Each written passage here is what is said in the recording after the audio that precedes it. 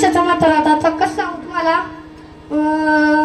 जरा चला याच्यातलं जरा एखादा 60 वर्षाचा म्हातारा, त्याने पहिली बायको गेली, ती जराशी म्हातारी झाली, त्याने काय केली, दुसरी आणली 15-20 वर्षाची करून, म्हणजे 15-20 वर्षाची. एका पुरुषा दोघी नारी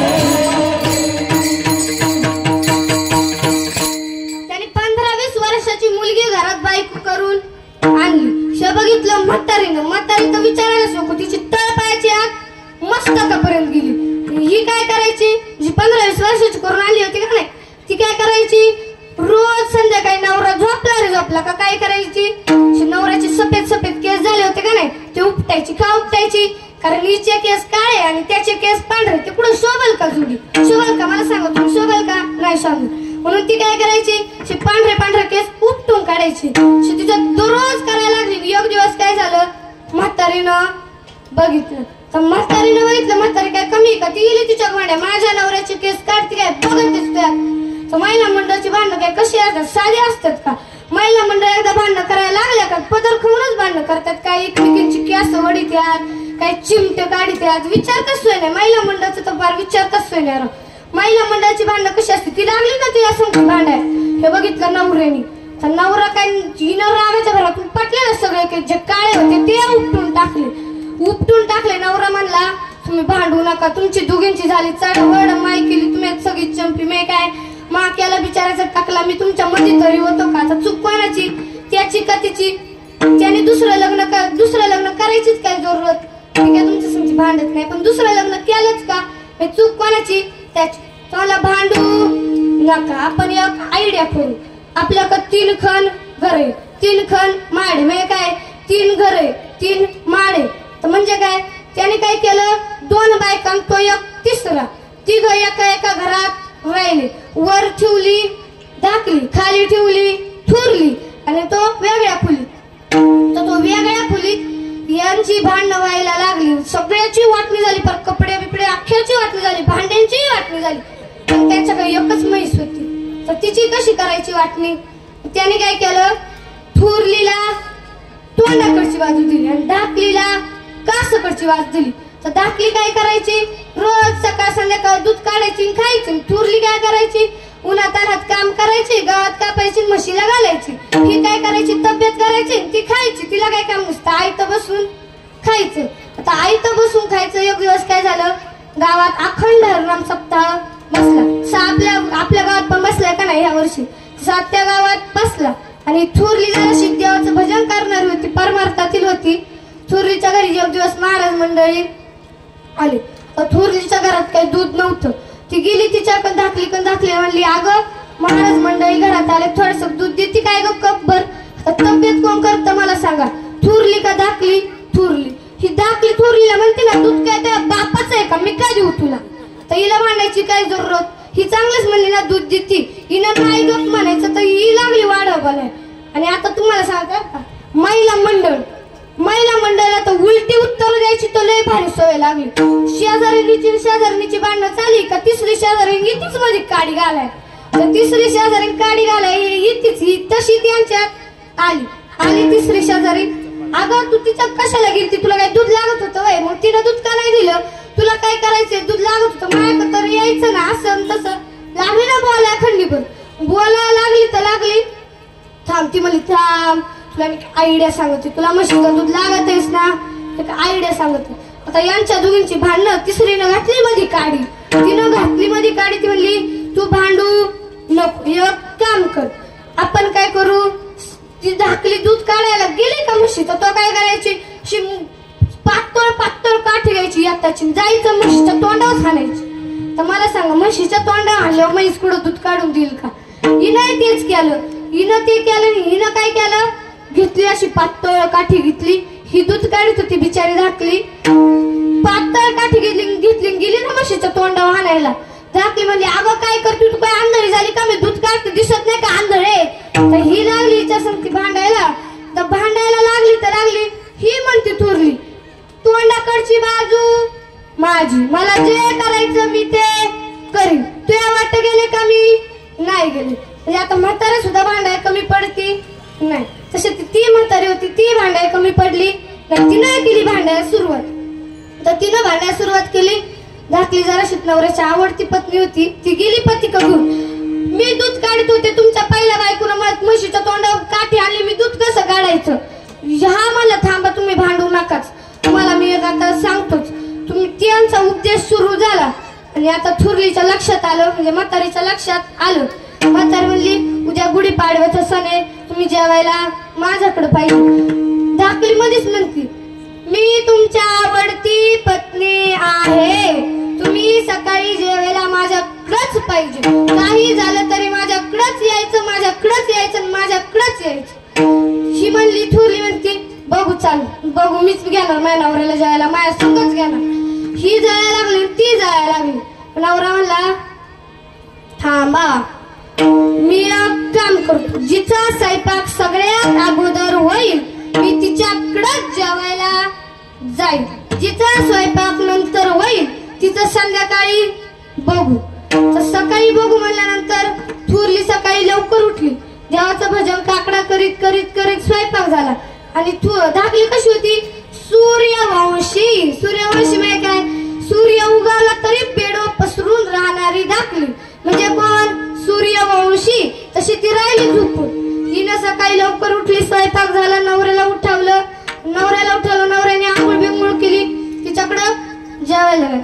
तिच्याकडे जेवायला गेला आणि धाकली नंतर उठली, पार स्वयंपाक झाल्यावर उठली आणि लागली ना काही गडबडीत स्वयंपाकाला. ती म्हणली आता घरात मिरची पावडर नाही, आणते जराशी. थुरली, काय होतंय त्याला, मी तिला दूध नाही दिलं म्हणल्यावर ती मला देणार नाही का, असं आहे का पुढं नाही. ती गेली तिच्या कधी जाऊन बघत, तिथं काय नवरा तिच्या घरात जेवतोय आणि तिच्या संगती जेवतोय.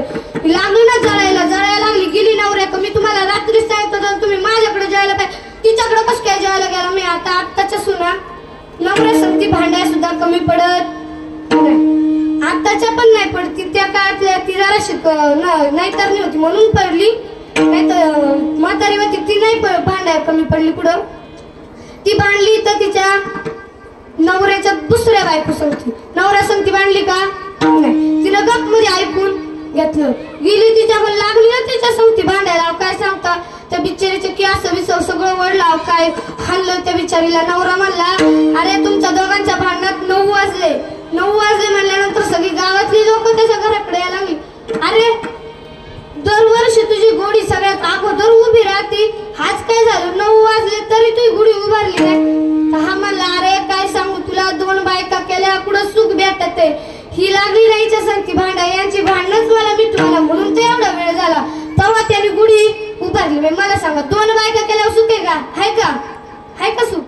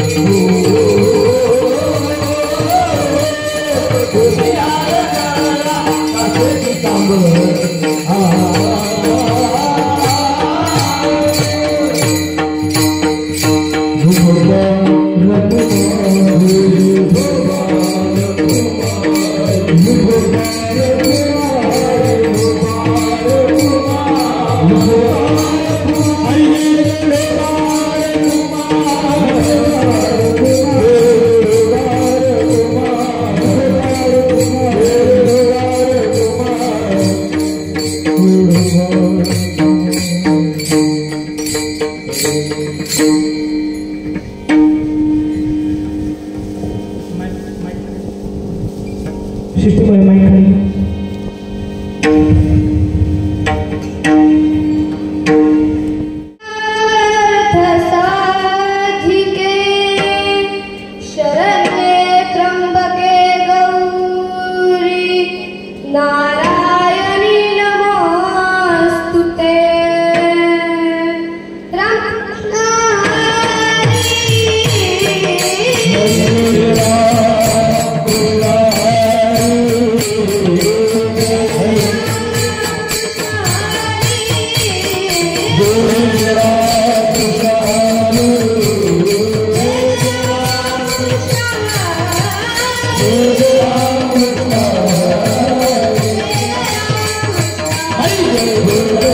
Viఠोबा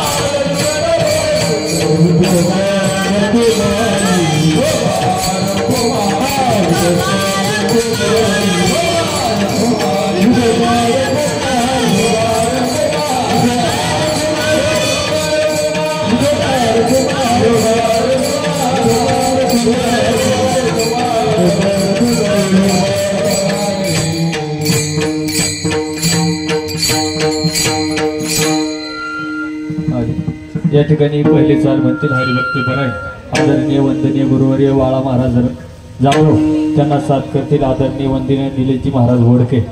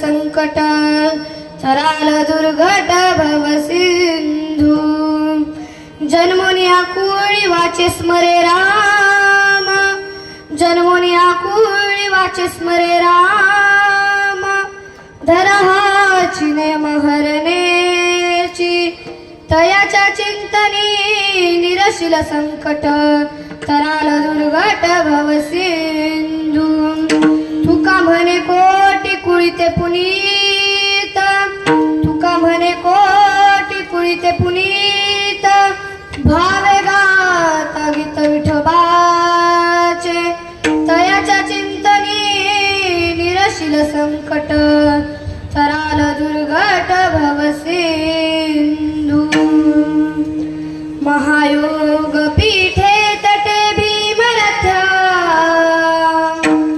वरं पुंडरीकाय दातु मुनीन्द्रे समागत्य तिष्ठन्तमानन्दकन्दं परब्रह्मलिङ्गं भजे पाण्डुरङ्गम्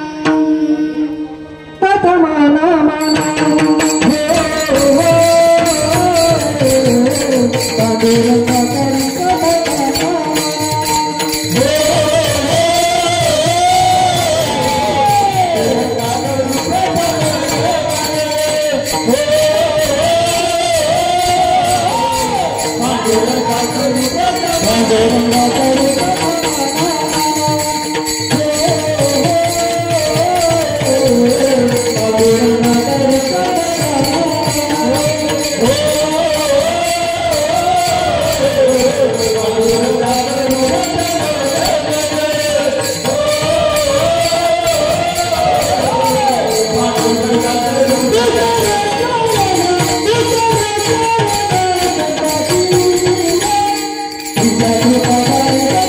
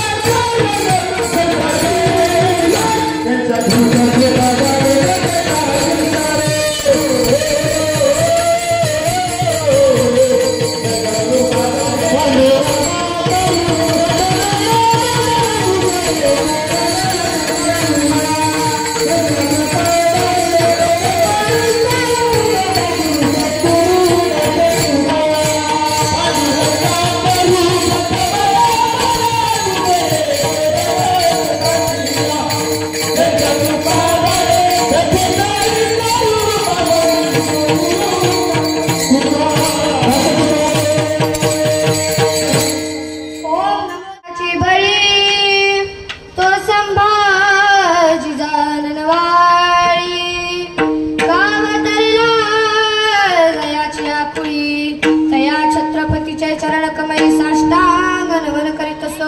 सेवेलागी सेवन झाले तुमचा वैद्य केला.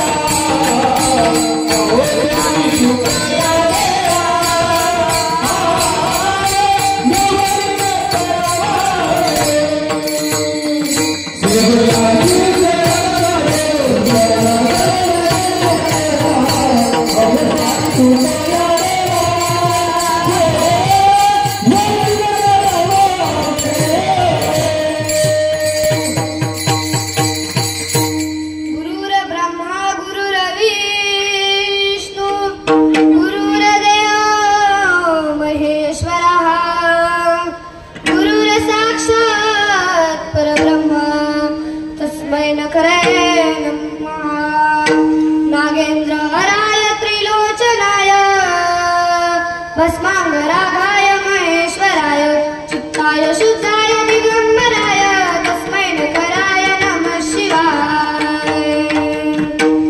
सारा सारा विचार करा उठा उठी, सारा सारा विचार करा उठा उठी, नाम धरा कंठी विठोबाचे. तयाच्या चिंतनी निरशिल संकट, तराल दुर्घट भव सिंधू विठ्ठल.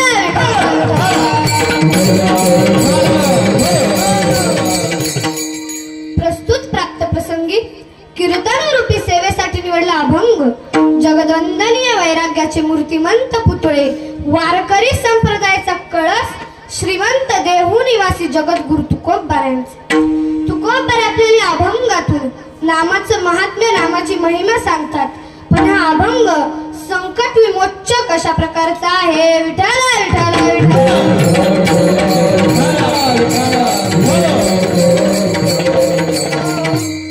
ज्यांचा सेवेसाठी निवडला अभंग ते जगद्गुरु तुकोबार आहे. तर तुकोबारांचा अधिकार कमी आहे का? नाही. अधिकार सांगण्यापूर्वी थोडासा अल्पसा परिहार देते. परिहार असा की ज्यांच्यामुळे मी जग पाहू शकले ते असणारे माझे आई वडील असतील, ज्यांनी मला नारदाच्या गादीवरती उभं करायला शिकवलं, ज्यांनी मला कीर्तन शिकवलं, ज्यांनी मला घडवलं. कुंभार जसा मातीच्या गोळ्याला आकार देऊन मडकं बनवतो तसं माझ्या गुरुवर्यांनी मला घडवलं. ते असणारे माझे गुरुवर्य हरिभक्त परायण निलेशजी महाराज बोडके असतील, त्यांच्यासाठी जोरदार टाळ्या वाजवा. त्याचप्रमाणे ज्यांची मला मृदुंगाचार्य म्हणून साथ लाभणार आहे ते असणारे समीर महाराज हुल्लवळे असतील, कुणाल महाराज चव्हाण असतील, त्यांच्यासाठी जोरदार टाळ्या वाजवा. ज्यांची मला आज गायनाचार्य म्हणून साथ लाभले आहे ते असणारे माझे गुरुवर्य हरिभक्त परायण शिवचरित्रकार निलेशजी महाराज बोडके असतील, बाळा महाराज जाधव असतील आणि बाबुराव महाराज हुल्लवळे असतील. युवा कीर्तनकार विठ्ठल विठ्ठल विठ्ठल. ज्यांच्यामुळे मी इथे येऊ शकले ते असणारे प्रसिद्ध गाडा मालक, ज्यांनी माझं सौजन्य घेतलं ते असणारे प्रसिद्ध गाडा मालक सिकंदर शेठ फापाळे असतील, त्यांच्याही चरणावरती नतमस्तक होते. भगवान शंकरांच्या चरणावरती नतमस्तक होते. तुम्हा सगळ्यांच्या चरणावरती नतमस्तक होते. आजी आजोबांच्या चरणावरती नतमस्तक होते. गुरुवर्यांच्या चरणेवरती नतमस्तक होते. आणि आता तुम्ही म्हणशाल सगळ्यांची नावं घेतली, गायकांची घेतली, वादकांची घेतली, आख्यांची नावं घेतली, पण आम्हीच काही पाप केले, आमचं नाव नाही घेतलं. तुमच्या सगळ्यांचं एकदाच घेते. शंकराच्या पिंडीला दूध वाहते वाकून, शंकराच्या पिंडीला दूध वाहते वाकून, तुमच्या सगळ्यांचं एकदाच नाव घेते, शंकराचा मान राखून. विठ्ठल. पाकिटात काही घोळमार करू नका, सगळ्यांचं नाव घेतलं. कीर्तन रूपी सेवेसाठी निवडला अभंग जगद्गुरु तुकोबारायांचे. तुकोबारायांचा अधिकार किती मोठा आहे तर ऐका. तुकोबारा ज्यावेळी घर सोडून भंडारा डोंगरावरती गेले ना, त्यावेळेस जिजाऊ आईसाहेब म्हणजे आऊनी, जगात अशा दोन जिजाऊ आईसाहेब जन्माला आल्या की एका जिजाऊ आईसाहेबांनी आपल्या पुत्राला घडवलं आणि एका जिजाऊ आईसाहेबांनी आपल्या नवऱ्याला घडवलं. असे असणारे आऊनी म्हणजेच जिजाऊ आईसाहेब, त्यांना चिंता पडायच्या. म्हणजे पती आपला घर सोडून गेला म्हणजे प्रत्येक पत्नीला चिंताच पडते. आत्ताच्या पत्नीला नसेल पडत बर का, माझा अंदाज असा, कारण आत्ताच्या पत्नी अशा दिसती नाही बर का. घरी जरी गेला ना, आता घरी गेला तर काय आपलं महिला मंडळ काय कुंकू लायतात, काय आता जुन्या महिला मंडळ लायतात कुंकू, आत्ताच्या महिला मंडळ टिकली एवढी एवढी ती टिकली दिसते का तरी, टिकलं तर टिकली नाही तर हुकली. म्हणजे आता आपण तसं नाही केलं पाहिजे, टिकली लावली पाहिजे. त्यावेळेस जिजाऊ आईसाहेबांना चिंता पडली की माझा पती कुठं गेलाय, किती दिवस गेलाय. हे मलाही माहित नाही. आता मी कसे शोधू? अहो, ज्यावेळेस जिजाऊ साहेबांना चिंता पडली त्यावेळेस जिजाऊ साहेबांनी भाकर बांधली, एका हातामध्ये पाण्याचा तांब्या घेतला आणि भंडारा डोंगराच्या दिशेने चालू लागली. तर भंडारा डोंगराच्या दिशेने चालू लागली. भंडारा डोंगरावरच आपला पती आहे तिला कसं कळलं? तर ऐका, ज्या वाटेने माझे तुकोबारे चालायचे ना ती वाट विठ्ठल विठ्ठल बोलायची. एवढा मोठा नामाची ताकद आहे.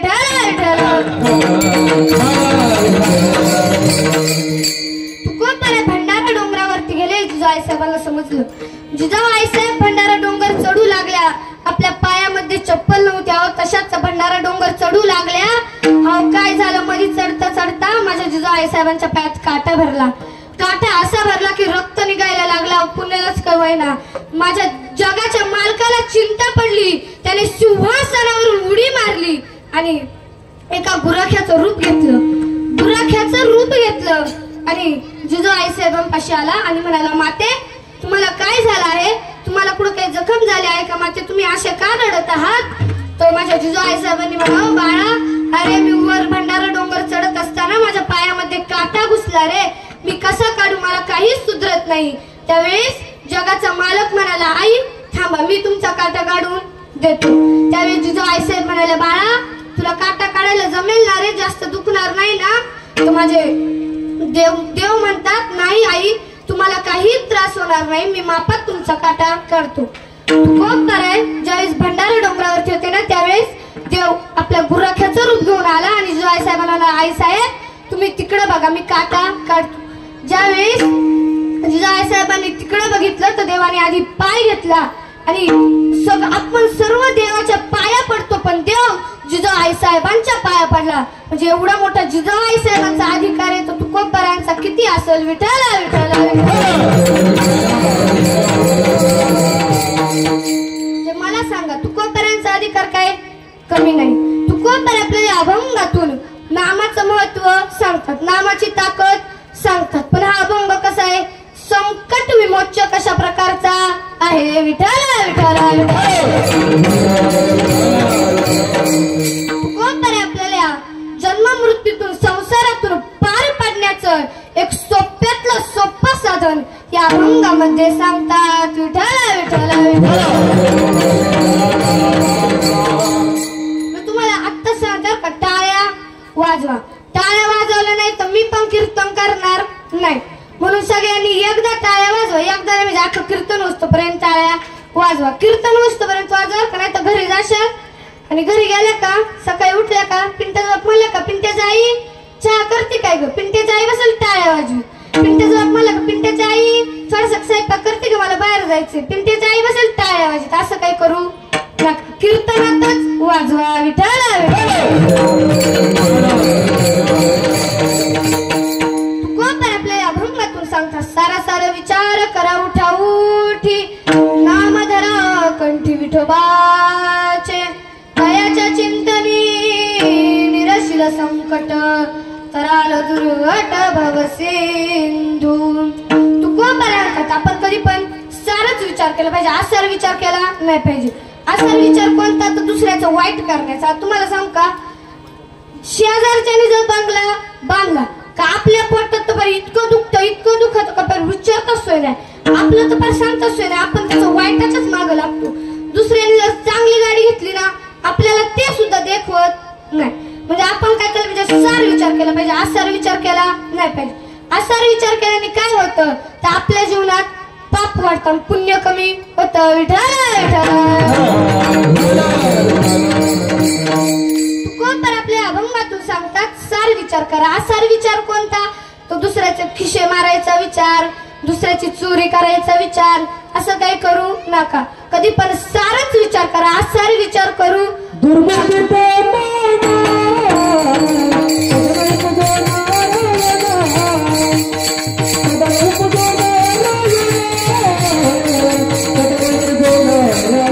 सांगतात. लग्नाचा विचार जरूर करा पण घरात एक आणल्यावर दुसरी आणायचा विचार करू नका. तर दुसरी आणल्यावर काय होतं आपल्याच घरात पाप होत. आणि पुरुष तुम्हाला तर एकच कधी कधी सांभाळत नाही, दुसरी कधी सांभाळाल तुम्ही? एकच बायको आपल्याला महागात पडती. साडी थोडीशी खराब झाली का अहो मला दुसरी साडी घ्यायची. थोडस काय झालं का कांद्याचे पैसे आले रे आले का आपलं तर विचारताच सोय नाही. मला सोनं करायचं, मला कानातले करायचे, मला साडी घ्यायची, मला मंगळसूत्र घ्यायचं, विचारताच सोय नाही. कांद्याचे पैसे संपले का लागली मग नवऱ्या संग भांड्या. आपण तसं नाही केलं पाहिजे. कधी पण लग्नाचा विचार जरूर करा. एक घरात आणलेलं लगेच तिच्या मागे दुसरे आणू नका.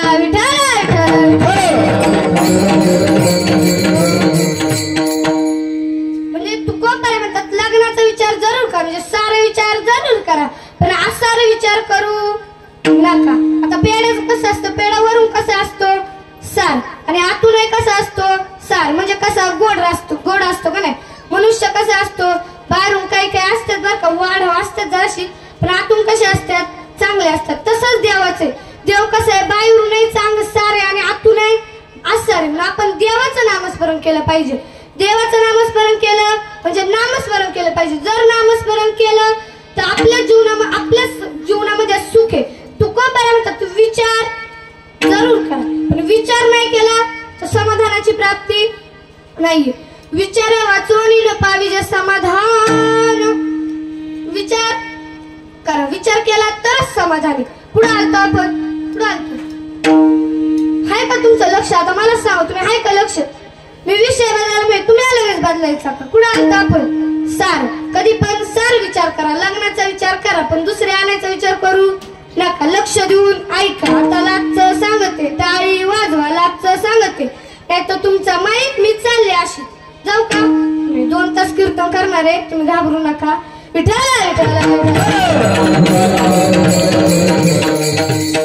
लग्नाचा विचार जरूर करा, दुसरे आणू नका. असाच एक 60 वर्षाचा म्हातारा होता. आता कसं सांगू तुम्हाला, जरा चला याच्यातलं जरा एखादा 60 वर्षाचा म्हातारा, त्याने पहिली बायको गेली, ती जराशी म्हातारी झाली, त्याने काय केली दुसरी आणली 15-20 वर्षाची करून. म्हणजे 15-20 वर्षाची. एका पुरुषा दोघी नारी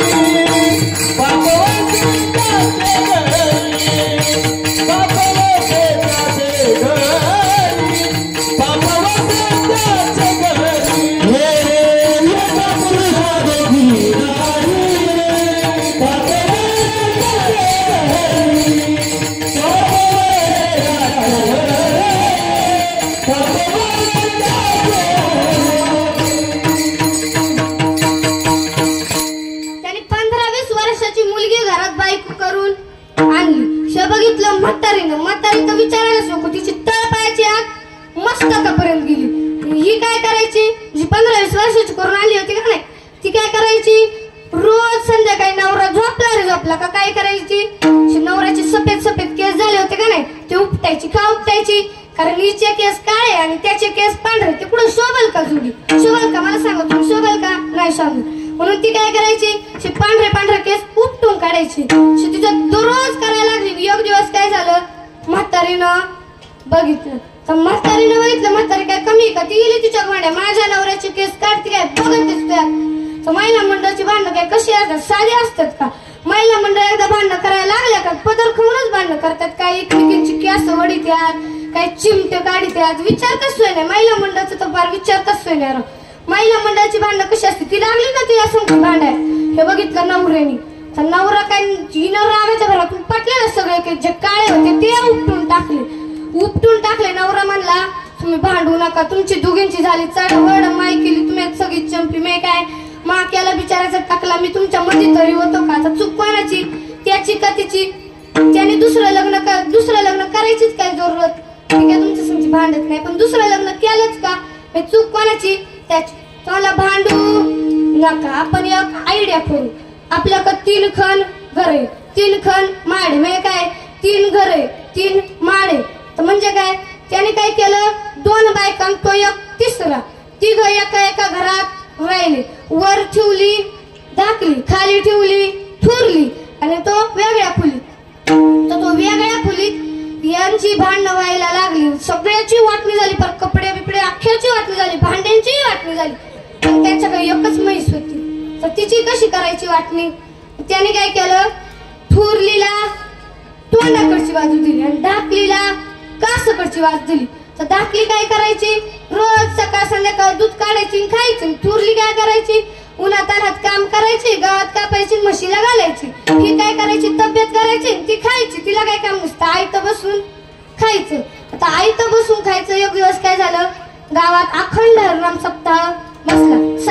आपल्या गावात पण बसलाय का नाही, ह्या वर्षी 7 त्या गावात बसला. आणि थोरली जराशी देवाचं भजन करणारी होती, परमार्थातील होती. थोरलीच्या घरी एक दिवस महाराज मंडळी आली. थोरलीच्या घरात काही दूध नव्हतं. ती गेली तिच्याकडे धाकली म्हणली, अगं महाराज मंडळी घरात आले, थोडस दूध देते काय ग, कपभर. तब्येत कोण करतं मला सांगा, थोरली का धाकली? थोरली. ही धाकली थोरलीला म्हणते ना, दूध काय त्या बापाचं आहे का, मी काय देऊ तुला? तर हिला मांडायची काय जरूरत, ही चांगलंच म्हणली ना दूध देते. हिनं नाही गप म्हणायचं तर ही लागली वाढवलाय. आणि आता तुम्हाला सांगता, महिला मंडळाला तर उलटी उत्तर द्यायची तर लय भारी सवय लागली. शेजारणीची भांडणं चालली का तिसरी शेजारी तीच मध्ये काडी घालाय, तर तिसरी शेजारी काडी घालाय येतीच. ही तशी त्यांच्यात आली तिसरी शेजारी. अगं तू तिच्या कशाला गेली, तुला काय दूध लागत होतं वय? मग तिनं दूध का नाही दिलं?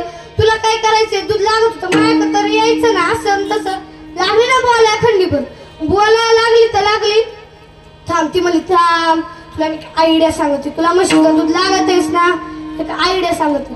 आता यांच्या दोघींची भांडणं, तिसरीनं घातली मध्ये काडी, तिनं घातली मध्ये काडी. ती म्हणली तू भांडू नको, एक काम कर, आपण काय करू, ती धाकली दूध काढायला गेली का म्हशी, तर तो काय करायची, पातळ काठी घ्यायची याताची, जायचं म्हशीच्या तोंडावर हाणायची. तर मला सांगा, म्हशीच्या तोंडावर हाणल्यावर म्हैस कुठं दूध काढून देईल का? हिनं तेच केलं, हिनं काय केलं, घेतली अशी पातळ काठी घेतली. ही दूध काढत होती बिचारी धाकली, पातळ काठी घेतली गेली ना म्हशीच्या तोंडावर हाणायला. धाकली म्हणली, अगं काय करते तू, काय आंधळी झाली का, मी दूध काढते दिसत नाही का आंधळे? तर ही लागली हिच्या संगती भांडायला. तर भांडायला लागली तर लागली, ही म्हणते थोरली, तोंडाकडची बाजू माझी, मला जे करायचं मी ते करीन, तुया वाट गेले का मी नाही गेले. म्हणजे आता म्हातारे सुद्धा भांडाय कमी पडती नाही, तशी ती म्हातारी होती, ती भांडाय कमी पडली नाही. तिनं केली भांडायला सुरुवात, तर तिनं भांडायला सुरुवात केली. धाकली जराशी नवऱ्याची आवडती पत्नी होती, ती गेली पतीकडून, मी दूध काढत होते, तुमच्या पहिल्या बायकोनं मला म्हशीच्या तोंडावर काठी आणली, मी दूध कसं काढायचं? ह्या मला थांबा, तुम्ही भांडू नकाच, तुम्हाला मी आता सांगतोच. त्यांचा उपदेश सुरू झाला. आणि आता थुरलीच्या लक्षात आलं, म्हणजे म्हातारीच्या लक्षात आलं. म्हातारी म्हणली, उद्या गुढीपाडव्याचा सण आहे, तुम्ही जेवायला माझ्याकडे पाहिजे. धाकली मध्येच म्हणती, मी तुमच्या आवडती पत्नी आहे, तुम्ही सकाळी जेवायला माझ्याकडेच पाहिजे, काही झालं तरी माझ्याकडेच यायचं, माझ्याकडेच यायचं. ही म्हणली, थुरली म्हणती, बघू चाल, बघू मीच घेणार माझ्या नवऱ्याला जेवायला, माझ्या संगच घेणार. ही जायला लागली, ती जायला लागली. नवरा म्हणला, थांबा, मी एक काम करतो, जिचा स्वयंपाक सगळ्यात अगोदर होईल मी तिच्याकडेच जेवायला जाईल, जिचा स्वयंपाक नंतर होईल तिचं संध्याकाळी बघू. तर सकाळी बघू म्हणल्यानंतर थुरली सकाळी लवकर उठली, देवाचं भजन काकडा करीत करीत करीत स्वयंपाक झाला. आणि धाकली कशी होती, सूर्यवंशी म्हणजे काय, सूर्य उगवला तरी पेडो पसरून राहणारी धाकली, म्हणजे कोण, सूर्यवंशी. तशी ती राहिली झोपून. हिनं सकाळी लवकर उठली, स्वयंपाक झाला, नवऱ्याला उठवलं, नवऱ्याने आंघोळ बिंघोळ केली, तिच्याकडं जेवायला गेला. आणि धाकली नंतर उठली, पार स्वयंपाक झाल्यावर उठली आणि लागली ना काही गडबडीत स्वयंपाकाला. ती म्हणली आता घरात मिरची पावडर नाही, आणते जराशी. थुरली, काय होते त्याला, मी तिला दूध नाही दिलं म्हणलं, ती मला देणार नाही का, असं आहे का पुढं नाही. ती गेली तिच्याकडे जाऊन बघत, तिथं काय नवरा तिच्या घरात जेवतोय, तिच्या संगती जेवतोय. लागली ना जळायला लागली, गेली नवऱ्या, मी तुम्हाला रात्री सांगतो तुम्ही माझ्याकडे जेवायला पाहिजे, तिच्याकडे कसं काय जेवायला गेला. मी आताच्या सुना नवऱ्या संगती भांड्या सुद्धा कमी पडत नाही, आताच्या पण नाही पडती, त्या काळातल्या ती जराशी नाहीतर होती म्हणून पडली, नाही तर म्हातारी होती ती नाही भांड्या कमी पडली. पुढं ती भांडली तर तिच्या नवऱ्याच्या दुसऱ्या बायको संगती, नवऱ्या संगती भांडली का नाही, तिनं गप मध्ये ऐकून घेतलं. गेली तिच्यावर लागली ना तिच्या संगती भांडायला. काय सांगता, त्या बिचारीचे केस बिसव सगळं वडला, काय हाणलं त्या बिचारीला. नवरा म्हणला, अरे तुमच्या दोघांच्या भांडणात 9 वाजले, 9 वाजले म्हणल्यानंतर सगळी गावातली लोक त्याच्या घराकडे यायला लागली. अरे दरवर्षी तुझी गोडी सगळ्यात अगोदर उभी राहते, आज काय झालं 9 वाजले तरी तुझी गुढी उभारली नाही. हा म्हणला अरे काय सांगू तुला, 2 बायका केल्या कुठं सुख भेटत आहे. ही लागली राहायच्या सारखी भांडा, यांची भांडणच मला मिटवायला म्हणून ते एवढा वेळ झाला. तेव्हा त्याने गुढी उभारली. मला सांगा 2 बायका केल्यावर सुख आहे का? हाय का? हाय का सुख? हाय का? बोलत जा तुम्ही, हाय का सुख? नाही. म्हणून कधी 2 बायका करायच्या नाही. विठ्ठल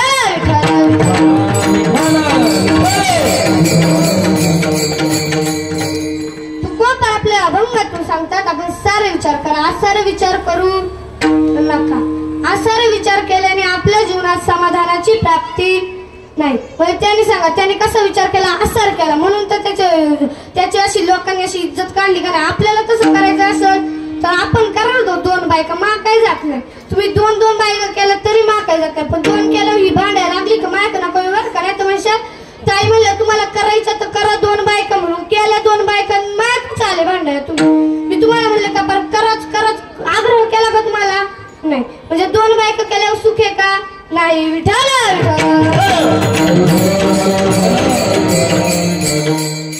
आपल्या अभंगात सांगतात आपण क्षणाचा विचार केला पाहिजे आणि क्षणाचा विचार केला पाहिजे. क्षणाची करावा विचार.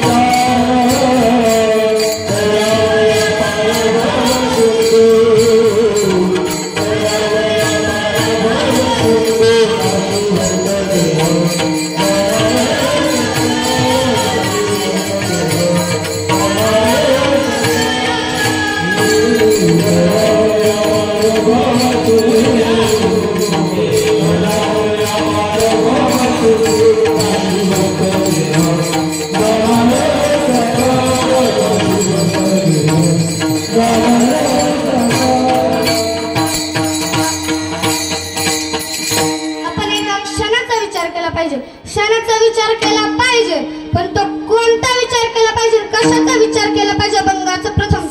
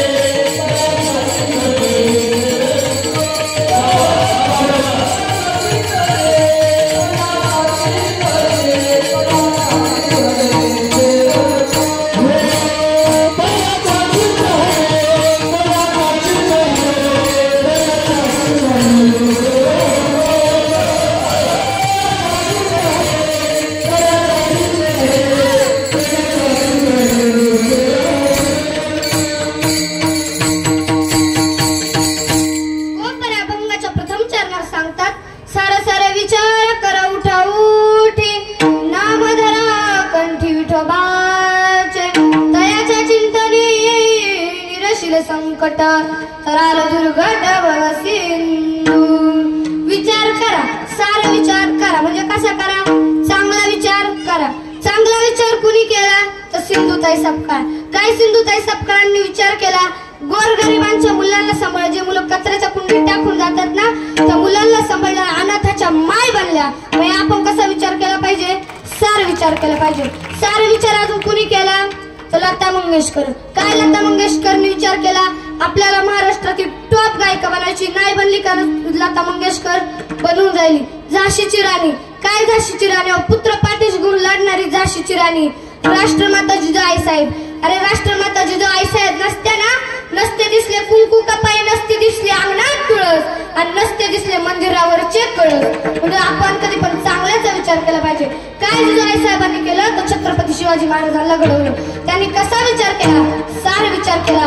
आणि नसते शिवाजी महाराज तर काशी की कला जाती मथुरी की मस्जिद बनती, काशी की कला जाती मथुरी की मस्जिद बनती. अगर एक शिवा नहीं होता तो सबकी सुन्नत हो जाती. कधी पण चांगल्याचाच विचार करा. त्या स्त्रियांनी सुद्धा चांगल्याचाच विचार केला, म्हणून त्यांची मुलं घडली, म्हणून त्या घडल्या. म्हणून आपण कधी पण साराच विचार करा.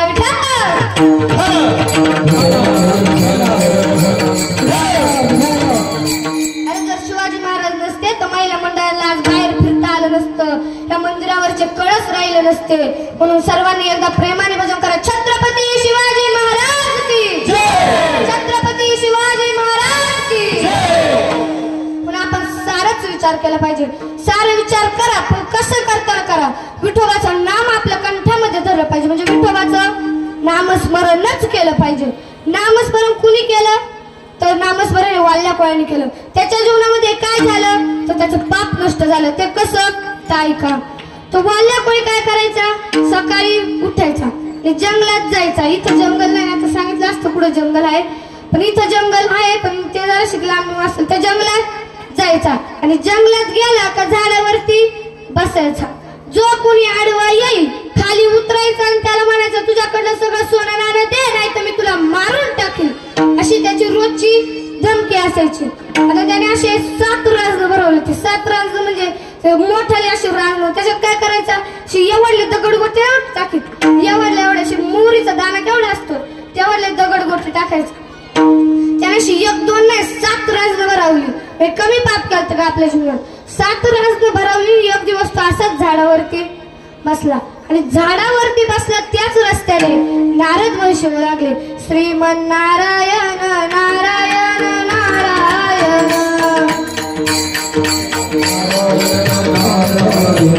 श्रीमन नारायण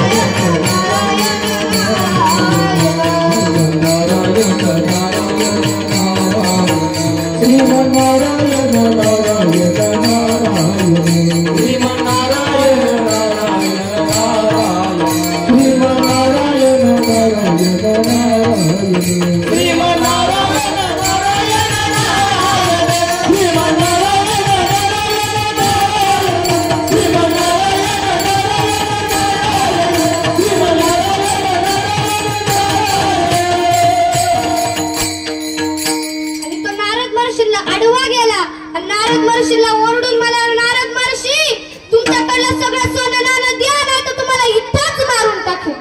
नारद महर्षी म्हणले बाळा तू एवढं पाप करतो, एवढ्या लोकांना मारतो, एवढं कोणच्यासाठी करतो. तर म्हणला मी माझ्या फक्त बायका मुलांसाठी करतो. तर बायका मुलांसाठी करतो. तर नारद महर्षी म्हणाले तू एक काम कर, तुझ्या बायकोला मुलांना विचारू ये मी जे पाप करतोय त्याच्यात तुम्ही भागीदार आहे का. तुम्हाला हसत मला नारद महर्षी काय तुम्ही इथून पळून गेले तर मी काय करू. मग नारद महर्षी म्हणाले तुला एवढं खोटं वाटते ना, याच झाडाला मला बांधून ठेव. झाडाला बांधून ठेवून तो घरी गेला. लांबूनच पत्नीनं बघितलं, पत्नीनं लांबून बघितलं. आताच्या पत्नीने लांबून बघितलं ना तरी न बघितल्यासारखं असे करतात. नवऱ्याने आवाज दिला ना तरी न आवाज ऐकल्यासारखं करतात. त्या पत्नीनं बघितलं. ती पत्नी आपल्या पतीला म्हणाली अहो आज एवढे लवकर का आला तो तुम्ही, रोज फार लेट येता, आज एवढे लवकर का आलात, काही सोनं आणलं का नाही आमच्यासाठी. तर पती म्हणाला मी तुला एक प्रश्न विचारायला आलोय, तुम्हाला फक्त त्याचं उत्तर दे. तर ही म्हणली काय विचारा चला प्रश्न पटकन. पती म्हणाला मी एवढं पाप करतोय, तुम्ही एवढं पाप करतोय, माणसाला मारतोय, तुम्हाला सोनं नाणं सगळं आणून देतोय, माझ्या पापात तुम्ही भागीदार आहे का. आहे का म्हणल्यानंतर पत्नी म्हणाली प्रत्येक पतीचं कर्तव्य असतं पत्नीला जे लागल ते आणून देण्याचं, तुम्ही ते करते, मी तुमच्या पापामध्ये भागीदार नाही. तो गेला मुलांकडे आणि मुलांना म्हणाला मुलांना मी तुम्हाला एवढं सोनं नाणं देतो, तुम्हाला कपडे बिपडे देतो, तुम्हाला चैनी घालायला देतो गळ्यात, एवढं मी पाप करतो, लोकांनाही मारतो, याच्यात तुम्ही भागीदार आहे का. आता मुलं म्हणाली प्रत्येक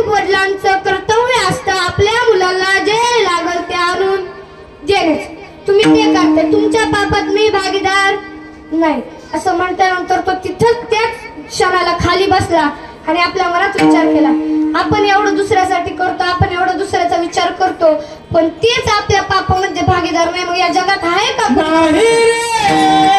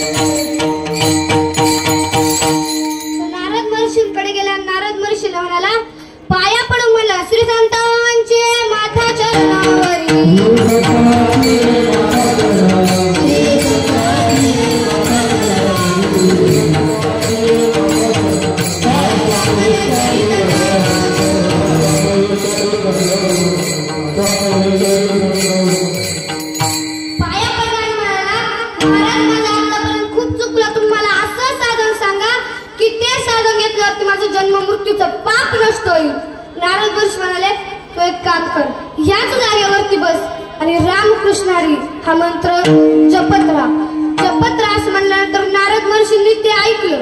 नारद महर्षी तिथून निघून गेले. वाल्याकोळी तिथंच बसला. अनेक वर्ष निघून गेले, कित्येक वर्ष निघून गेले आणि त्याच रस्त्याने परत नारद महर्षी येऊ लागले. नारद महर्षी येऊ लागले. नारद महर्षीने आवाज ऐकला, कुणीतरी वारुळातून नामस्मरण करत. त्यांनी वारुळावरची माती ना ती माती अशी साईडला सारली आणि बघितलं तर त्याच्यात वारुळातून ध्वनी निघाली.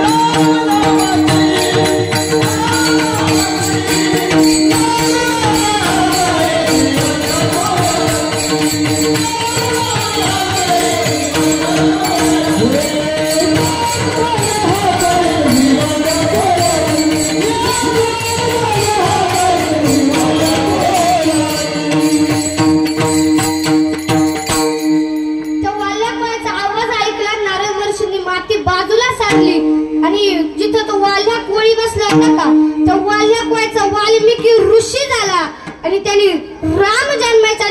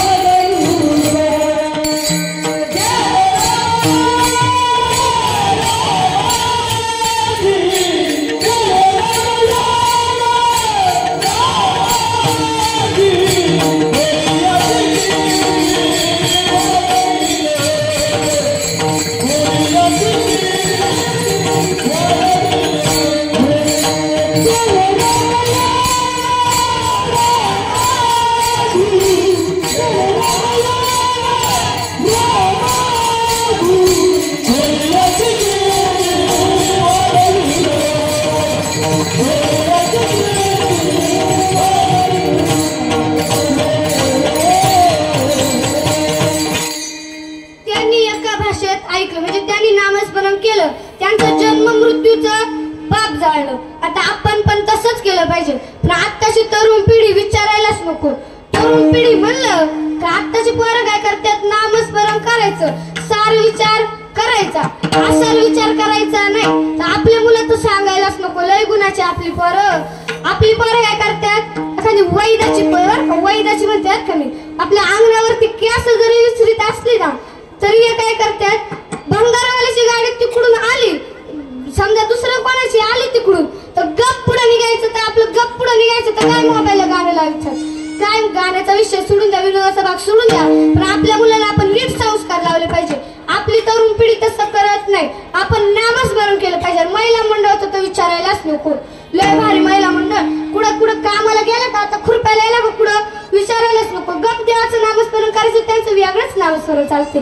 काय नामस्मरण, याचं लय वाईट झालं, त्याची सून याच्या सोबती पळून गेली, त्याने त्याच्या सुनेला माहेरी काढून दिलं, हे महिला मंडळाचं नामस्मरण. गप आपलं नामस्मरण करायचं देवाचं, गप निघून यायचं. तर आपल्या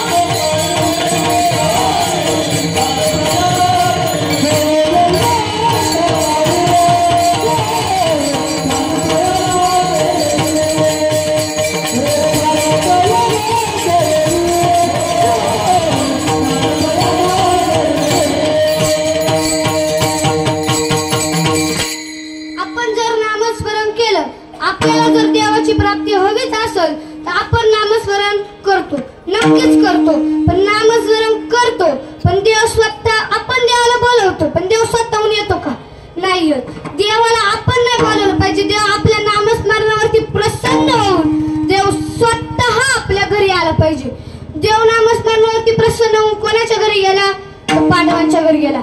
याचं उत्तर ज्ञानोबा आपल्याला हरिपाठात देतात.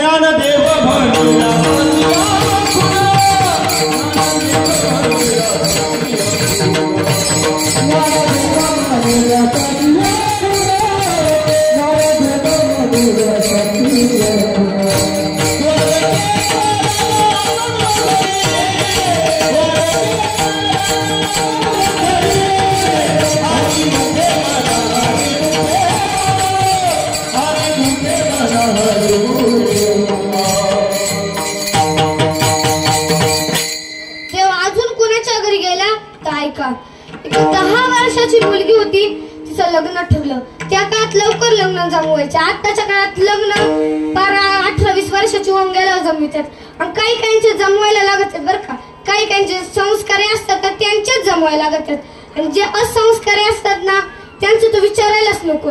विचारायला कसं नको, तर त्यांची व्हॉट्सअपला चॅटिंग चालती आणि चॅटिंग चालता चालता ते असेच पळून जातात. कधी पळून जाते त्याच्या आईला कळत नाही, तिच्या आईला कळत नाही. त्या काळात लग्न जमवायला लागायचे. आताच्या काळात तसं चालत नाही. त्या काळात 10 वर्षाची लग्न जमलं. एका मुलीचं लग्न जमलं असताना ती काय करायची, विचार आला तिच्या डोक्यात, आता आपल्या लग्नामुळे जर आपण ते लग्नात काय काय पितो, ते प्याल्यानंतर माणूस इकडं तिकडं पडतो, आपल्या बायकोला हानितो, काय काय म्हणतात त्याला, काही वरूनच नाही असं काहीतरी दारू का काहीतरी असं म्हणतात ना, पुरुष मंडळ असंच ना. ती काय करायचं, त्याच्यामुळं अख्ख्या संसाराचं वाटोळं होईल. परत बोकड कापले जातील, बोकडांची हत्या. तुम्ही लग्नच कशाला करू, मला लग्न करायचं नाही. लग्न करायचं नाही म्हटल्यानंतर तिनं काय केलं, रात्रीच्या 12 वाजता आपल्या घरातून बाहेर निघून गेली. बाहेर निघून गेली, एका जंगलाच्या दिशेने पळू लागली. जंगलामध्ये एक छोटासा दिवा चमकत होता. तिथे मातंग ऋषींचं गुरुकुल होतं. ती काय करायची, तिथं गेली आणि एक दिवस तिथंच थांबली, झाडावरती बसून थांबली. बघितलं जरा शिकवण राहतं इथं काय, इथं बघितलं. आणि दुसऱ्या दिवशी तिनं काय केलं, रानातून फुलं गोळा करून आणली. आणि रात्रीच्या 2 वाजता मातंग ऋषी स्नानाला जायचे ना, तिनं रात्री अशी फुलांची अशी सुंदर अशी गादी आथरून ठेवली. सुंदर अशी गादी आथरून ठेवली. मातंग ऋषींना काही समजलं नाही. ते म्हणले ठेवली असेल कुणीतरी, चला ठेवली असेल कुणीतरी चला म्हणलं. तर दुसऱ्या दिवशी तेच, तिसऱ्या दिवशी तेच, वर्ष झालं. आणि मातंग ऋषींच्या डोक्यात आलं, हे कोण आहे, आता याचा शोध लावायचाच. त्यांनी आपल्या शिष्यांना सांगितलं की मुलांना तुम्ही एक काम करा, जाग राहा, इथं कोण फुलांची गादी आथरते माझ्यासाठी रोज, याचा शोध लावा. याचा शोध लावा म्हणलं तर मुलं गुरुच्या आज्ञे पुढं नव्हती. आताची मुलं विचारायलाच नको. आपल्या वडिलांनी जरी एखादं काम सांगितलं का त्या वडिलांनाच उलट फिरून बोलतात. तुम्हाला काही देवाने हात नाही दिले का, तुम्हाला काही देवाने हात नाही दिला तर मला सांगा, असं बोलायची जरूरत आहे का? याला जन्म कोण दिला? आपल्या आई बापांनी. तो आई बापांनाच असं उलट फिरून बोलत होतं, ते चालेल का? त्यांनी काय केलं, जागा राहिले, गुरुच्या आज्ञेनुसार जागा राहिले. आणि ती मुलगी ज्यावेळेस झाडावरून खाली उतरली आणि फुलांची गादी आथरायला सुरुवात केली, त्या मुलांनी बघितलं. ते म्हणाले, तुझं नाव काय, तू इथे का आली आहे, तू इथे अशी फुलांची गादी रोज का आथरते? ते आपल्या न जास्त प्रश्न विचारता आपल्या गुरुंकडे घेऊन गेले. आणि गुरुंना म्हणाले, बाबा हीच ती मुलगी की रोज फुलांची गादी आथरून ठेवते, हीच ती मुलगी. ही कोण आहे हेही माहित नाही, ही इथंच राहते, त्या झाडावरती राहते. तर मातंग ऋषींना विचारलं, बाळा तुझं नाव काय? ती म्हणाली, माझं नाव शबरी. तू घर सोडून का आली बाळा, तू इथे का राहतीस? तर ती म्हणाली, काय सांगू, माझ्या वडिलांनी माझं लग्न ठरवलं आणि माझ्या लग्नामध्ये दारू होतं, बोकड कापले जाणार होते, मला लग्नच करूशी वाटलं नाही, म्हणून मी घर सोडून इथं आले. म्हणल्यानंतर मातंग ऋषी म्हणाले, मी हे आश्रम सोडून जातोय, तुला इथंच बसायचं, इथंच देवाचं नामस्मरण करायचं. देव स्वतःहून एक ना एक दिवस तुला स्वइच्छेने भेट द्यायला येईल. म्हटल्यानंतर तिनं काय केलं, गुरुच्या आज्ञा पुढे नाही गेली, तिथंच बसली आणि तिथंच नामस्मरण करू लागली.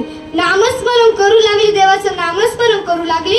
एक दिवस असा उजडला की श्रीराम प्रभू सीता मातेच्या शोधामध्ये जग मेरे राम जी का आवरण शबरी के कुटियों का भावन जग मेरे राम जी का आवरण शबरी के कुटियों का भावन जग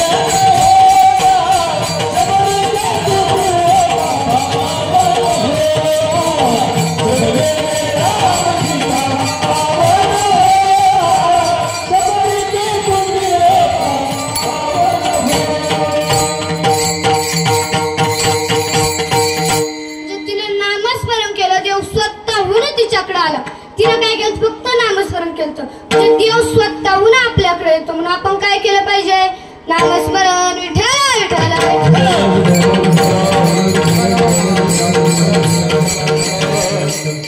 आपण जर नामस्मरण केलं तर आपलं जन्म मृत्यूचं पाप नष्ट होतं. आपल्या जीवनातला जो रोग असतो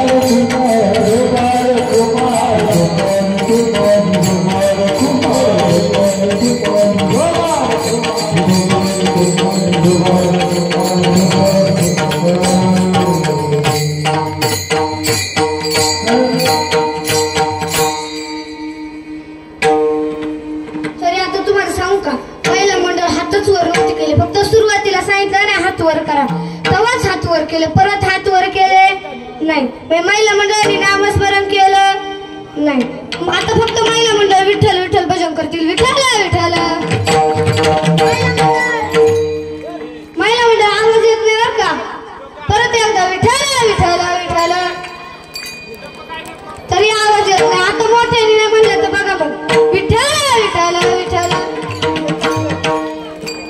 आता तुम्हाला जायचं का, पुरुष मंडळ तुमच्याकडून जास्त आवाज आला तर बघा बरं का. मग पुरुष मंडळ या तुम्ही एकदा चला विठ्ठल विठ्ठल.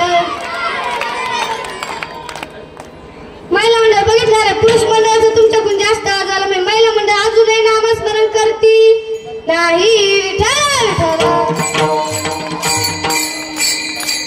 आपण देवाचं नामस्मरण केलं पाहिजे. आपण जर नामस्मरण केलं तर आपल्याला जडलेला रोग नसतोय. आपण जर नामस्मरण केलं तर आपल्याला पुण्याची प्राप्ती. आणि आपण जर नामस्मरण केलं तर आपल्याला स्वतः देवाची प्राप्ती, रिद्धी सिद्धी प्राप्ती.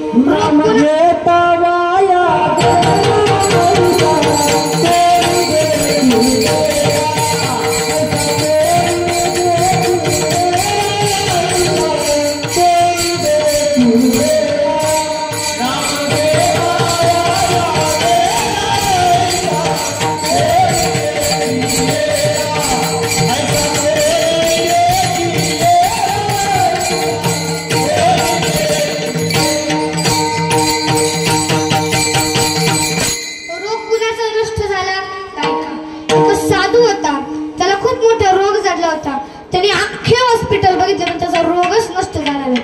मग त्याने काय केलं, एक दिवस मंदिरातल्या पुजाऱ्यांना विचारलं, महाराज मला एवढा मोठा रोग झाला, तो रोग कसा नष्ट होईल. मला माणसांनी सांगितलं तू नामस्मरण कर. मी नामस्मरण नाही केलं, सगळं करून झालं पण रोग कसा नष्ट झाला नाही. तर मला सांगा त्याने मन लावून नामस्मरण केलं का नाही. जर मन लावून नामस्मरण केलं असतं ते एका क्षणात रोग नष्ट झाला असता. आपण मन लावून नामस्मरण केलं पाहिजे.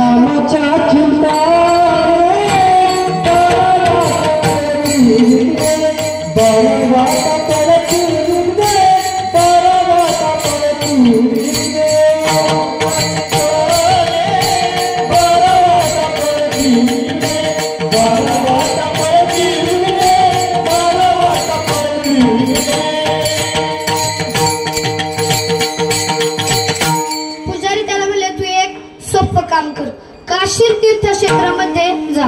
तिथं तू मेला तरी तुझं पाप जळून जाईल. फक्त तिथं जाऊन तू मन लावून राह. नाही तर इकडं हाय बंगला तर बंगला तिकडं राहशील फक्त धडाने तिथं आणि मनाने इकडं. असं कुठं जमल का. त्याने काय केलं, रोग नष्ट करायचाच आहे ना, करायचाच आहे ना. जर मरायचं आहे ना, पुण्याची प्राप्ती होऊन मरायचंच आहे ना, तर करू आपण. त्याने सगळी गाडी विकली, इस्टेट विकली, जमीन विकली, अख्खं बंगला विकला आणि बंगला विकला, पैसे सोबत घेतले आणि काशी तीर्थक्षेत्राकडे निघाला.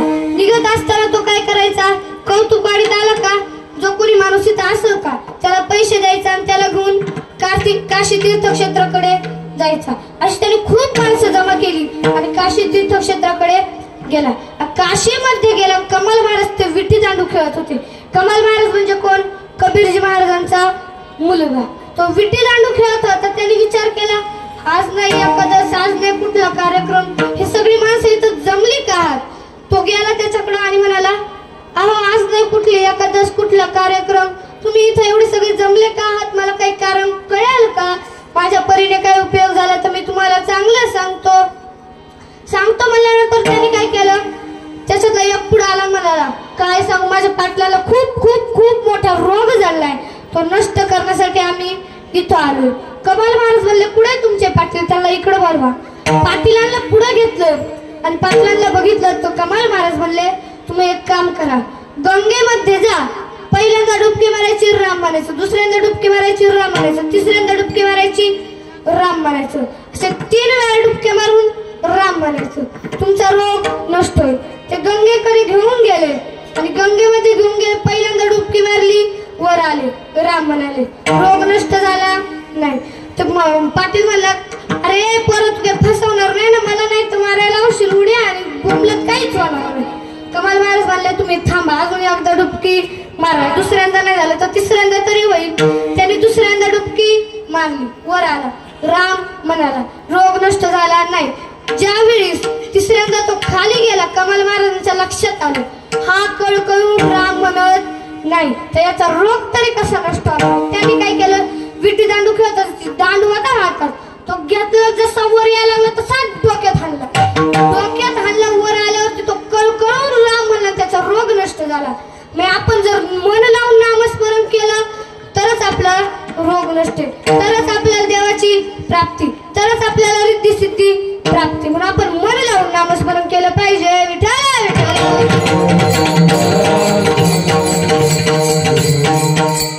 नामस्मरणाचे 3 प्रकार पडतात. तुम्हाला आता जर दंभाने नामस्मरण करायचं तर तुम्ही दंभाने करा, मौन नामस्मरण करायचं तर मौन करा, प्रगट नामस्मरण करायचं तर प्रगट करा. तर दंभाने नामस्मरण कुणी केलं तर एक राजा होता, त्याचं सुंदर असं सरोवर होतं, म्हणजे सुंदर अशी प्रजा होती. त्या प्रजेमध्ये एक सुंदर असं सरोवर होतं. सरोवर म्हणजे काय, छोटस तळ होतं. त्या तळ्यात तो काय करायचा राजा, रोज सकाळी अशी मासे सोडायचा, रंगीबेरंगी नथ घालून, अशी तशी नाही सोन्याची नथ घालून सोडायचा. ही बातमी रोज त्या कोळ्याला पसायची. तो कोळी काय करायचा, रोज संध्याकाळी 2 वाजता यायचा, मासे काढून घेऊन जायचा, 2 वाजता यायचा, मासे काढून घेऊन जायचा. राजाला कळत नव्हतं आपण तर मासे सकाळी टाकतोय, मासे तर मरती नाही आणि रोज तर मरणारच नाही, म्हणजे आपले एवढे मासे कुठे जातात. त्यांच्या लक्षात आलं, त्यांनी सांगितलं तुम्ही पहारा करा, सेवकांना सांगितलं तुम्ही पहारा करा, त्याशिवाय आपल्याला शोध लागणार नाही. पहारेकरी काय करायचे, फक्त 1 वाजेपर्यंत पहारा करायचा, तो यायचा 2 वाजता, 1 वाजेपर्यंत पहारा करायचे, घरी निघून जायचे. त्यांनी असं रोज नियम धरला, 1 वाजेपर्यंत पहारा करायचे, घरी निघून जायचे. कोळी 2 वाजता यायचं, मासे काढायचा आणि घेऊन जायचा. एक दिवस काय झालं, राजाच्याच लक्षात आलं, राजा म्हणला हे पहारेकर सुद्धा नीट पहारा करत नाही, आता आपणच गेलो पाहिजे. राजाची स्वारी रात्री 2 वाजता निघाली. स्वारीचा आवाज कोळ्याने ऐकला, स्वारीचा आवाज ऐकला. त्यांनी काय केलं, जे जाळं होतं का ते तसंच त्या सरोवरात टाकून दिलं आणि जी सरोवराच्या बाजूला अशी सफेद माती पडेल होती का नाही, ती घेतली, आपल्या अंगाला चोळली आणि नारळाच्या झाडाखाली बसला, देवाचं नामस्मरण करू लागला. हे बघितलं राजाने. राजा म्हणाला तुम्हाला कळतं का आपल्या प्रजेमध्ये इतका सुंदर इतका मोठा साधू आलाय तरी आपल्याला माहित नाही, तो रोज संध्याकाळी इथे नामस्मरण करतोय तरी आपल्याला कळत नाही. त्यांनी कसं नामस्मरण केलं, दंभाने नामस्मरण केलं. तो कोण होता, साधू होता का कुळी होता, कुळी. त्यांनी दंभाने नामस्मरण केलं म्हणून त्याला साधूची ओळख झाली. आता मौन नामस्मरण कुणी केलं, तो एक राजा होता. तो राजा काय करायचा, आपल्या मनामध्ये नामस्मरण करायचा. त्याची बायको त्याला रोज म्हणायची अहो तुम्ही एकदा तरी राम म्हणा, तुम्ही एकदा तरी राम म्हणा. अशा आपल्या बायका आपल्याला म्हणतील तुम्ही एकदा तरी ऑर्केस्ट्राला चला, तुम्ही एकदा तरी तमाशाला चला, एकदा तरी इकडं घेऊन चला. आता आपण काय म्हणलं पाहिजे, तुम्ही एकदा तर नामस्मरण करा. ती रोज त्याला आणायची. तुम्ही एकदा तरी राम म्हणा, तुम्ही एकदा तरी राम म्हणा, तुम्ही एकदा तर राम म्हणा. म्हणल्यानंतर त्यांनी तो काय करायचा, आपल्या मनात नामस्मरण करायचं. त्याला माहित होतं, पत्नीला माहित होतं का नव्हतं. एक दिवस काय झालं, राजा रात्री 12 वाजता ह्या कुशीवरून या कुशी होताना राम म्हणाला. हे पत्नीनं ऐकलं. पत्नी सकाळी लवकर उठली, अख्ख्या पंचक्रोशीत फुले पेढे जमा केले आणि अख्ख्या राज्यात वाटायला लागली. राजाला ही बातमी कळली. राजा म्हणला, आज नाही कुणाची पाची, आज नाही कुणाची घरभरणी, आज नाही कुठला कार्यक्रम, ही अख्ख्या प्रजेला पेढे का वाटत सुटली. ती घरी आली. राजा म्हणला, अगं आज नाही कुठला कार्यक्रम, कोणाची पाची, आज नाही कोणाची घरभरणी, तू अख्खे पेढे का वाटीत बसली पंचक्रोशीतले जमा करून. ती म्हणली, अहो तुम्ही ऐका, रात्री तुम्ही ह्या कुशी होताना राम म्हणाले. पती परत म्हणा, परत एकदा सांग, रात्री तुम्ही ह्या कुशी होताना राम म्हणाले. तो पती म्हणाला, इतक्या दिवस ज्या रामाला आपल्या हृदयात कोणलं होतं, तो राम आज बाहेर आला, मग जगून काय फायदा आहे का. उडून गेला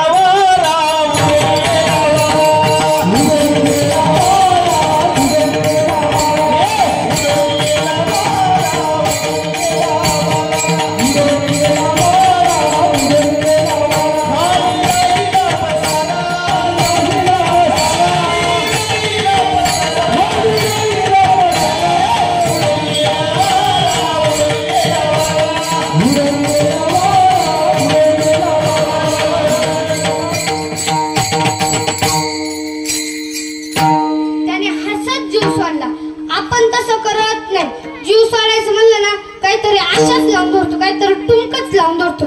ते कसं, तर आपण काय करतो, तर मरायचा दिवस आलाय का नाही, पण त्याला नाही कळत, पण तो आजारी लईच पडला. तर त्याला वाटत आपल्याकडं सायकल आहे, आपल्याकडं बाईक असावी, आपल्याकडं बाईक आहे, त्याला वाटतं आपल्याकडं कार असावी, ज्याच्याकडे कार आहे त्याला वाटतं आपल्याकडे फॉर्च्युनर असावी, ज्याच्याकडे फॉर्च्युनर आहे त्याला वाटायचं आपल्याकडे थार असावी, ज्याच्याकडे थार आहे त्याला वाटायचं आपल्याकडे विमान असावं. म्हणजे आता मला सांगा, यांनी काय केली, आशा केली. म्हणजे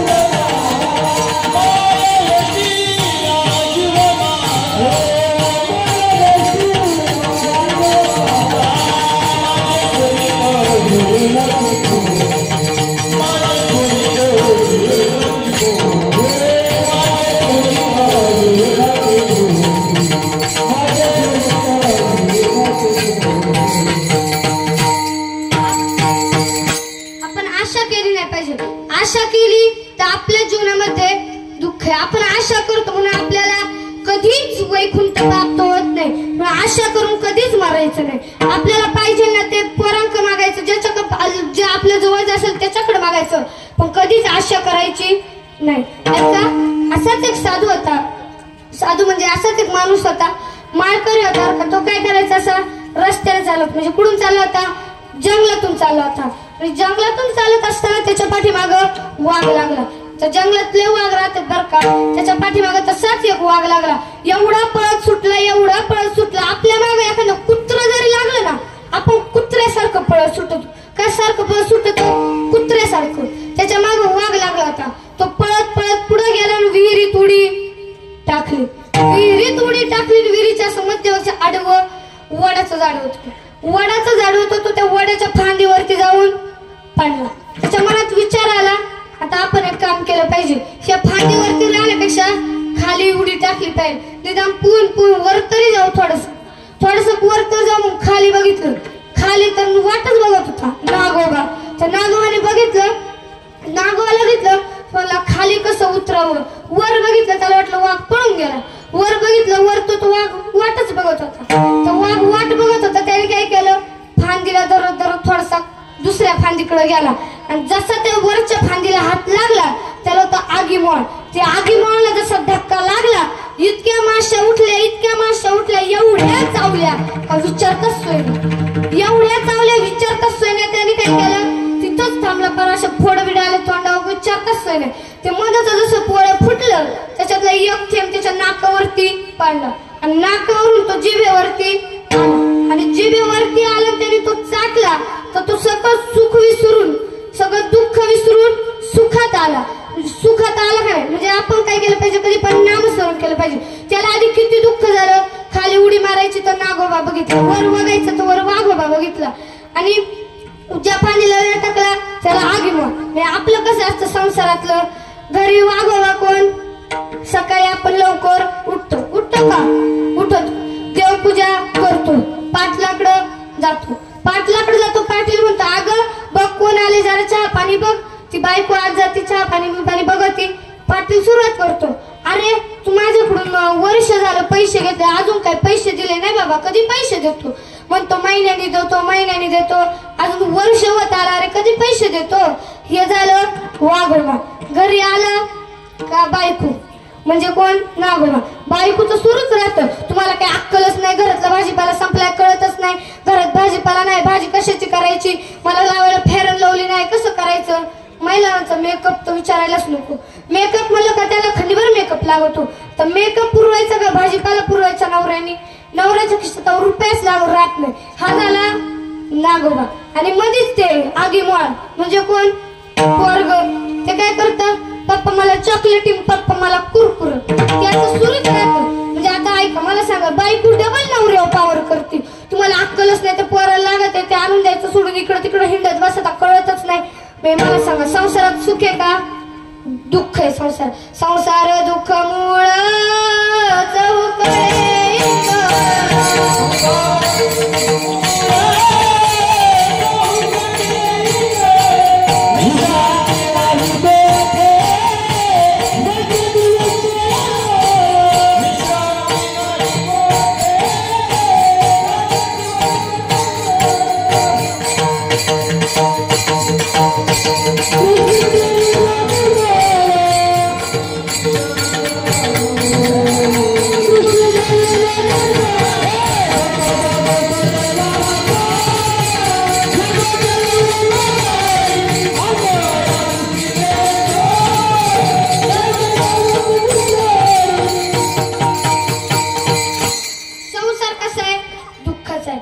शेजारी राहत होते.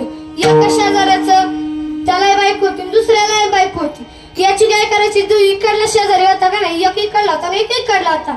यांचा संसार याला वाटायचा हसत खेळत चाललाय, याला वाटायचं यांचा संसार हसत खेळत चाललाय.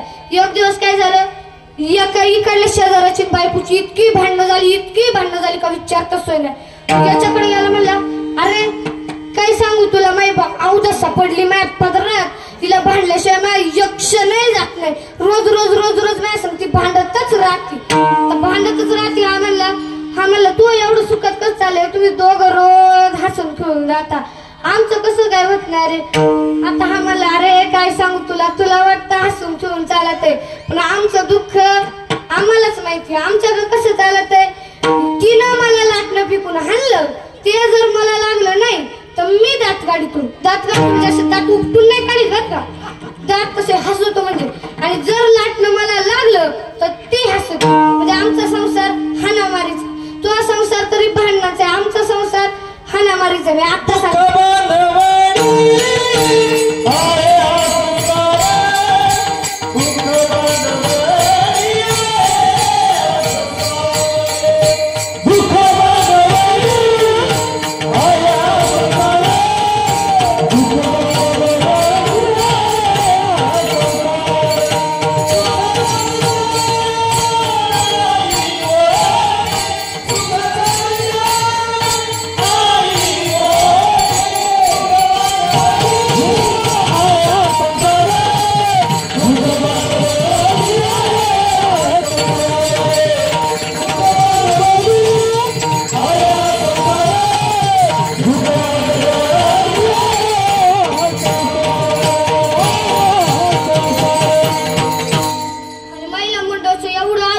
सांगते, जर नवरा दारुडा भेटला तर तुमच्यात आयुष्यातच वाटोळ. कसं? नवरा काय करतो? रोज घरी येतो, घरी आला का बायकोला हानितो बिनतो, पैसे घेऊन जातो. आता बायका काय करतात? एक चूक करतात. त्यावेळेस नवरा बघायला येतो का, त्यावेळेस तो वर मला मी सांगतो मी दारू पित नाही, मी काहीच खात नाही. आणि ज्यावेळेस लग्न करून जाते त्यावेळेस त्या बायकोलाच सगळं बघायला, म्हणजे संसार हा बायकोला एकटीलाच करायला होत. म्हणून संसार कसा आहे? दुःखाचा आहे. आणि दारुडे कसे असतात विचारायलाच नको. तर आठवलं म्हणून सांगून जाते. 4 दारुडे होती. 4 दारुड्यांनी काय ठरवलं? आता आपल्याला पार्टी करायची. एकाने आणला चकना, एकाने आणली दारू, एकाने आणलं लिंबू आणि एकाने आणल्या बाटल्या. तुम्हाला ताईला कसं काय माहिती? असं नका समजून, मी काय तशातली नाही. उगीच तुम्हाला वाचनात आले म्हणून तुम्हाला सांगते, मी काय त्याच्यातली नाही. आत्ताच सांगते, नाही तर डबल म्हणशाल ताईला आम्ही बोलून आणि ताईच निघली अशातली. आता काय करायचं? मी तशातली नाही. आठवलं म्हणून सांगून जाते. त्यांनी ठरवलं का? त्यांनी ठरवलं उद्या सकाळी पार्टीचा सगळा बेत झाला. संध्याकाळी बसले ना पार्टीला, पार्टीला बसले. रात्रीचे 2 वाजले. 2 वाजले, पेले बिले मस्त काम केलं. आणि एक म्हणला, आता आपण जर काही खाल्लं नाही तर आपल्याला आणखी चढ. तर त्यांनी काय केलं? एक त्याच्यात झाला. कालच माझ्या सासरवाडीवरून काळ जरीत बोकड आणलाय, आपण तो आणू, आपलं काम करू असं म्हणल्यानंतर त्यांनी काय केलं? गेला घरी. घरी गेला ते काय असे सरळ नाही गेले.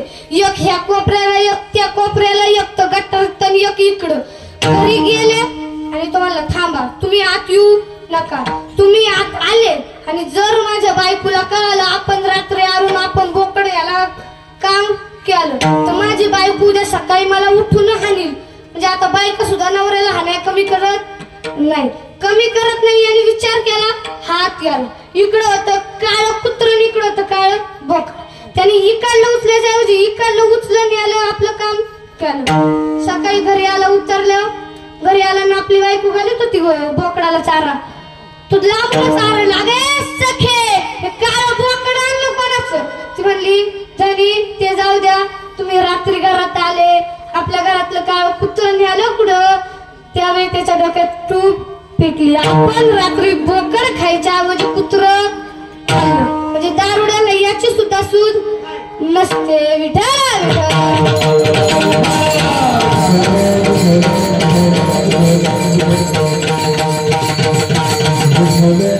आपण नामस्मरण केलं पाहिजे. महिला मंडळाने नवरा बघताना चांगलं बघून घेतलं पाहिजे. ज्ञानेश्वर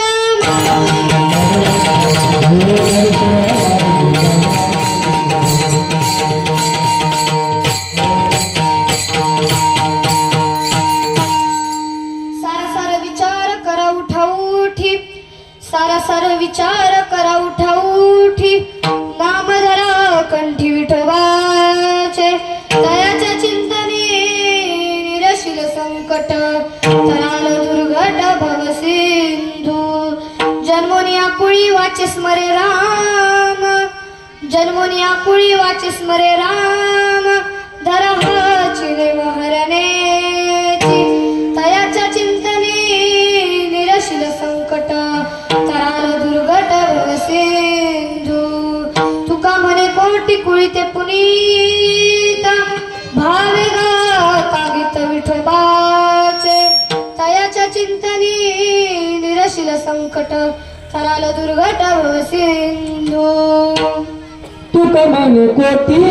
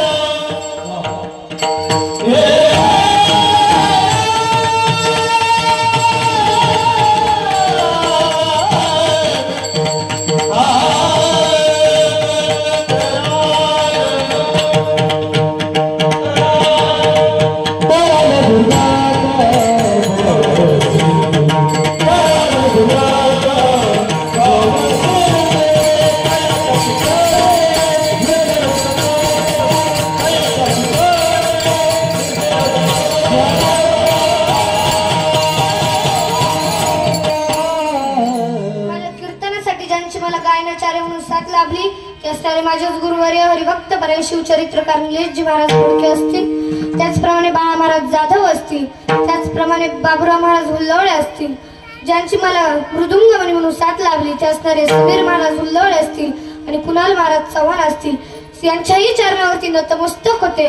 माझ्या गुरुवर्यांच्या चरणावरती नतमस्तक होते. आई वडिलांच्या चरणावरती नतमस्तक होते. आलेल्या सर्व भाविक भक्तांच्या चरणावरती नतमस्तक होते. भगवान सोमेश्वरांच्या चरणावरती नतमस्तक होते. त्याचप्रमाणे माझा मामा वैकुंठ अशी प्रमोद गोरक्षनाथ जाधव याच्याही चरणावरती नतमस्तक होते आणि सेवेला पूर्ण विराम देते.